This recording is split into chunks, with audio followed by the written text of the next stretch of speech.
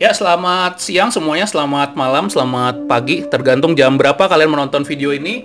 Kali ini kita akan membahas mengenai kehebatan Freemason. Nah, seperti kita ketahui pada video-video sebelumnya mungkin udah pernah disebutkan bahwa Freemason ini berdiri pada tahun 1717. Jadi sudah sangat tua, 300 tahun lebih ya umurnya. Dan Freemason ini diisi oleh orang-orang yang berpengaruh. Nah, ini saya contohin satu. Untuk yang pertama ini dari negara Malaysia, negara tetangga kita, dia bernama Sultan Ibrahim Johor.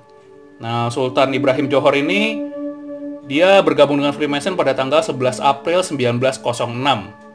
Nah, di sini dikenal sebagai anggota keluarga kerajaan Malaysia yang pertama bergabung dengan Freemason. Dan sebagai anggota keluarga kerajaan saat itu, kekayaan ini sangat banyak, dia terkenal sangat kaya banget dan sangat berpengaruh dan mempunyai hubungan yang erat dengan negara Inggris. Bahkan disebutkan bahwa si Sultan Ibrahim Johor ini pernah menyumbang sebesar 500.000 pound sterling untuk suatu pesta yang diadakan oleh Raja George kelima. Nah, jadi bisa dibayangin yang disumbangin nama dia itu, kalau dirupiahkan sekarang itu sekitar 7-8 miliar mungkin ya. Itu jumlah yang sangat besar, apalagi di masa itu Malaysia masih berada di bawah pendudukan Inggris ya. Dan yang membuat kontroversi adalah si Sultan Ibrahim Johor ini sempat dia tidak populer di Malaysia atau nggak terlalu disukain karena dia menentang kemerdekaan Malaysia. Nah, jadi bisa dibayangin dia dekat dengan bangsa asing yang bukan bangsanya dia dan menentang kemerdekaan bangsanya dia sendiri ya. Nah, selain 500.000 pound sterling pernah disumbangkan, si Sultan Ibrahim Johor ini juga pernah memberikan hadiah sebesar 250.000 pound sterling kepada Raja George VI. Jadi betapa hebatnya anggota Freemason ini, kekayaannya sangat besar, bisa memberikan uang yang demikian banyak ke negara lain atau ke pejabat negara lain. Dan di sini juga sebagai sejarah juga dicatat bahwa dia pernah bertemu dengan Adolf Hitler. Jadi pernah ngobrol sama Hitler dan akhirnya dia sempat ditahan di negara Prancis, tapi kemudian dia dibebaskan lagi karena pengaruh dan kekuasaannya. Ini baru satu contoh anggota Freemason di masa lalu, apalagi di masa kini ya. Nah, sebelum saya lanjutkan, perlu saya ingatkan bahwa apa yang kami sampaikan di sini banyak merupakan analisis dan teori yang kami peroleh dan kami susun. Jadi boleh percaya, boleh enggak. Juga jangan lupa untuk terus di-subscribe, ditonton, di-likes, di-share, dan jangan lupa juga notification-nya dinyalakan sehingga kalau ada video baru kalian akan tahu. Kita akan lanjut lagi mengenai seberapa kuatnya atau gambaran kekuatan Freemason itu seperti apa sih. Setelah ini kita akan berpindah ke negara lain yang juga sangat berpengaruh. Ya, sekarang kita akan berpindah ke negara yang termasuk negara besar di dunia, yaitu negara Amerika Serikat.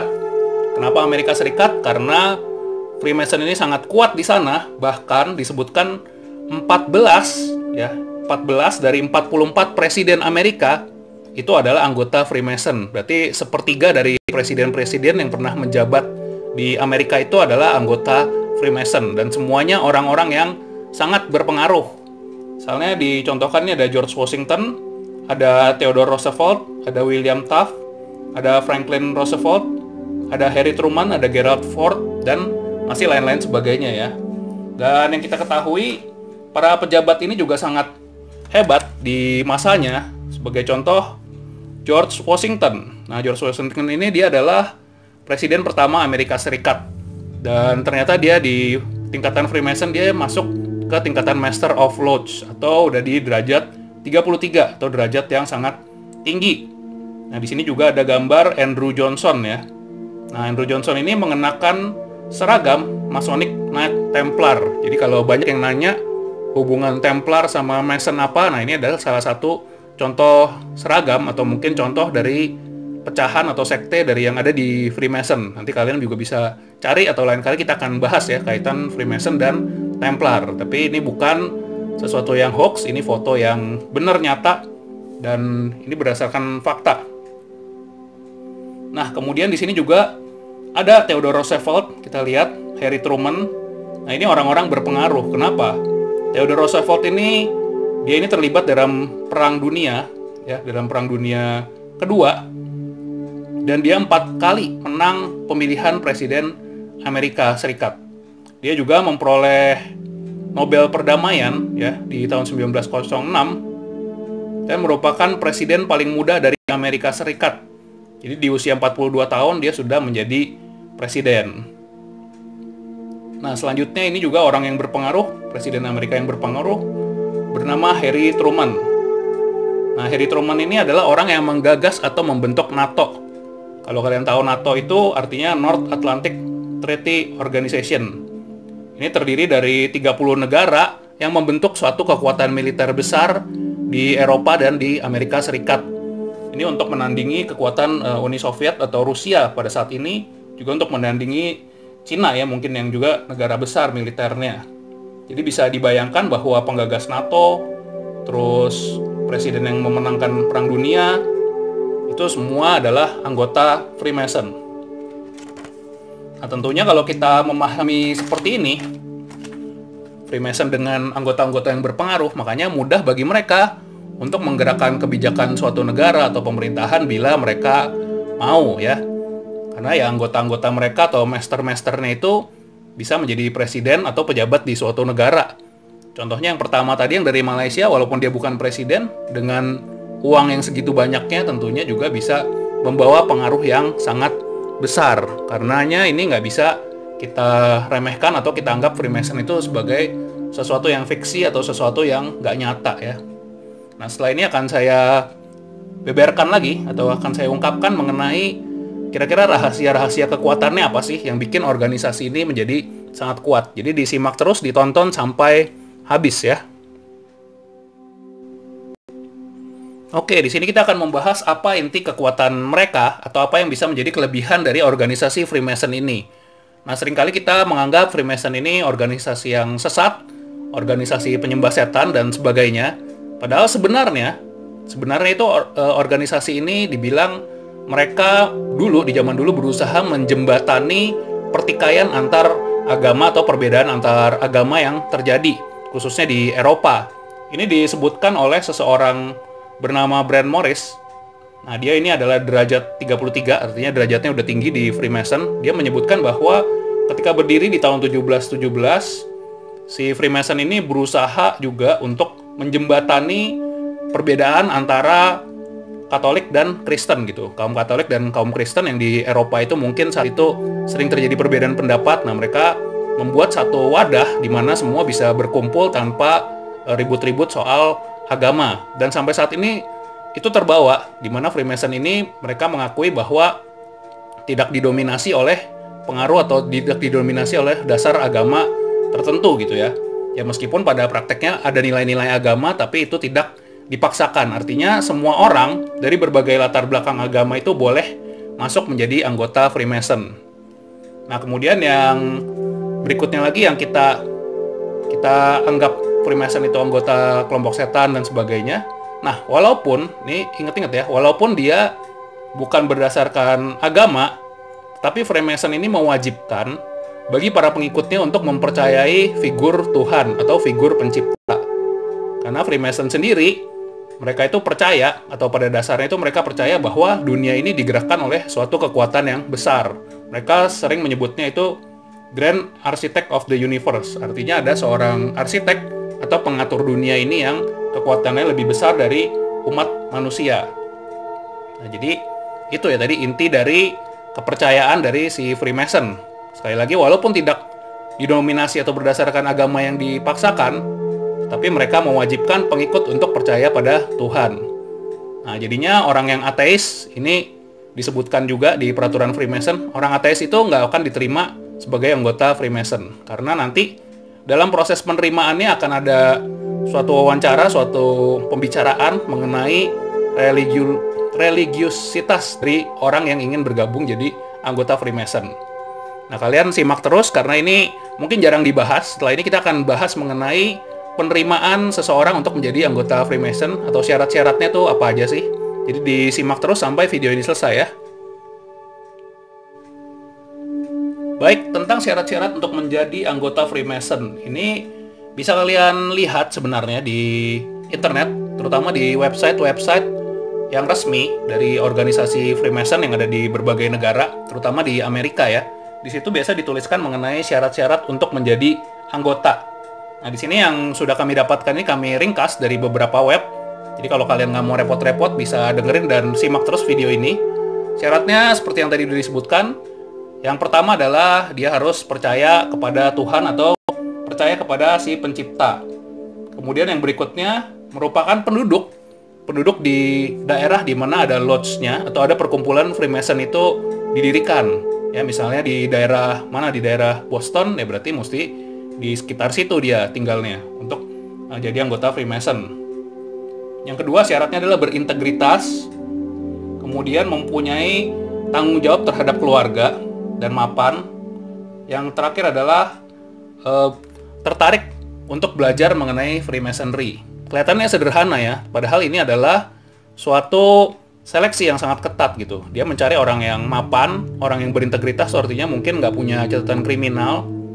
Dan tentunya mapan itu dilihat dari segi kekayaan atau kesuksesan orang tersebut. Makanya Freemason ini walaupun kelihatannya sedikit, tapi orang-orangnya berpengaruh karena yang mereka mau adalah orang-orang yang unggulan. Jadi ini bukan sembarangan daftar terus bisa diterima. Nah, yang menjadi kunci lagi adalah di sini ini seperti suatu syarat yang agak rahasia tapi berlaku umum, yaitu untuk menjadi anggota Freemason itu harus mengenal seseorang yang berada di organisasi tersebut. Artinya kita harus punya referensi, kasarnya punya orang dalam deh. Dan orang dalam itu harus bisa mereferensikan kita untuk menjadi anggota Freemason. Ini singkatnya dibilang, ini istilahnya ya, to be one as one. Artinya untuk menjadi bagian dari kesatuan itu, kamu harus ngomong sama satu orang yang ada di situ. Atau bahkan di organisasi Freemason yang berdiri di tempat-tempat tertentu, mereka mewajibkan 2. Jadi ada 2 orang yang bisa mereferensikan kita gitu. Nah, setelah menjadi anggota atau setelah diterima pada proses ini, nanti berikutnya ada proses wawancara atau interview. Di sini akan ditanya-tanya mengenai latar belakang kita. Nah, kalau lolos baru ada tahap-tahap berikutnya termasuk tahap inisiasi. Nah, untuk tahap inisiasi pun masih melalui berbagai seleksi lagi nantinya ya.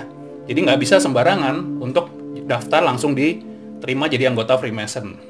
Jadi makanya yang dipilih itu orang-orang yang mapan, terpelajar, nggak punya banyak masalah di masyarakat, dan terus punya koneksi dengan anggota Freemason yang udah lebih dulu bergabung. Nah, Freemason sendiri ini walaupun kita ngelihat seperti organisasi rahasia, sebenarnya secara total jumlah pengikutnya itu sudah ada 6 juta pengikut dengan 33.000 lodge dan 250 Grand Lodge ya. Jadi ini sangat besar, dan bahkan kalau di negara tetangga di Malaysia itu hampir di setiap negara bagiannya ada Lodge Freemason. Hanya ada 3 negara bagian yang tidak ada Lodge Freemason-nya. Jadi mayoritas hampir di semua tempat itu ada lodge-nya ya. Jadi bisa dibayangkan betapa kuatnya organisasi ini. Nah, di sini kami ingin mengingatkan juga, kalau kalian tadi udah lihat syarat penerimaannya, banyak sekali hoax-hoax yang beredar, terutama di Instagram, di Twitter, tentang yang mengaku-ngaku sebagai Freemason. Terus meminta kita untuk kontak dia, untuk bergabung, nantinya kita akan dimintain duit dan sebagainya. Nah, biasanya akun-akun palsu ini mereka menggunakan foto-foto yang berisi pamer-pamer uang dan pamer-pamer harta. Diiming-imingin bahwa kalau jadi anggota Freemason, atau kadang mereka menambah Freemason Illuminati, itu akan kaya, akan punya mobil, harta, dan sebagainya. Padahal Freemason yang sesungguhnya itu tidak semurahan itu ya. Mereka tidak semurahan itu untuk marketingnya. Mereka ada marketing di video-video YouTube, di website-website, tapi penerimaannya nggak segampang itu, dan juga nggak ada pamer-pameran harta. Karena bukan itu mungkin tujuan utama dari si gerakan Freemason ini. Oke, mungkin ada pertanyaan juga ya, kenapa mereka walaupun nggak pamer-pameran harta atau nggak bikin promosi yang gencar, kenapa masih butuh anggota? Ya tentu saja karena ini adalah kebutuhan untuk regenerasi piramid tersebut. Jadi mereka butuh orang-orang unggulan dari generasi-generasi selanjutnya untuk melanjutkan konsep-konsep yang dimiliki oleh Freemason. Jadi, walaupun di Indonesia ini sepertinya tidak ada atau belum ada organisasi resminya, jangan sampai kalian tergiur lalu tertipu ikut-ikutan yang ada di Instagram atau ikut-ikutan yang ada di Twitter, kadang lihat foto orang pamer duit, pamer harta, kalian pikir wah ini Freemason nih terus gabung. Nah, itu adalah suatu hal yang sangat salah atau sangat keliru. Nah, berikutnya kita akan bahas juga dari sisi New World Order, kira-kira apa sih pengaruhnya si Freemason ini? Ya, dari sisi New World Order atau pembentukan tatanan dunia baru, bila kita lihat organisasi yang sangat kuat, apapun itu ya, dengan memiliki anggota-anggota yang bisa mencapai posisi-posisi puncak di pemerintahan, itu akan sangat mudah bila mereka mau untuk mengubah suatu tatanan atau kebijakan yang diberlakukan oleh pemerintah di negara tertentu, termasuk negara-negara yang besar ya. Dan Freemason ini kalau kalian lihat, banyak sekali selain presiden-presiden Amerika, juga anggota-anggota monarki yang tergabung dalam Freemason. Nah, di sini bila kita bayangkan ya, ketika anggota-anggota suatu organisasi bisa masuk ke dalam negara menjadi orang yang berpengaruh, bukan tidak mungkin mereka akan membuat atau bisa atau mampu membuat yang namanya shadow government, atau suatu pemerintah bayangan yang mengendalikan suatu tatanan negara tertentu, atau bahkan mengendalikan tatanan dunia bila mereka mau. Sebagai contoh, tadi kan salah satu presiden yang Freemason itu dari Amerika, dia mendirikan NATO ya, menjadi penggagas NATO. Terdiri dari 30 negara dengan kekuatan militer gabungan yang sangat besar. Jadi ini bisa dibayangin betapa berpengaruhnya orang-orang yang memiliki latar belakang Freemason ini. Nah, tapi apakah ini akan terjadi atau dimanfaatkan seperti itu? Sampai saat ini tidak ada bukti yang jelas tentang apakah Freemason ingin membangun suatu shadow government atau tidak. Tapi ini merupakan suatu hal yang menarik untuk kita cermati bersama. Oke, jangan lupa kalian subscribe, kalian likes dan komen di video ini. Kira-kira pendapat kalian tuh apa ya tentang Freemasonry ini. Oke, terima kasih sudah menonton. Sampai ketemu. Semoga sehat-sehat selalu.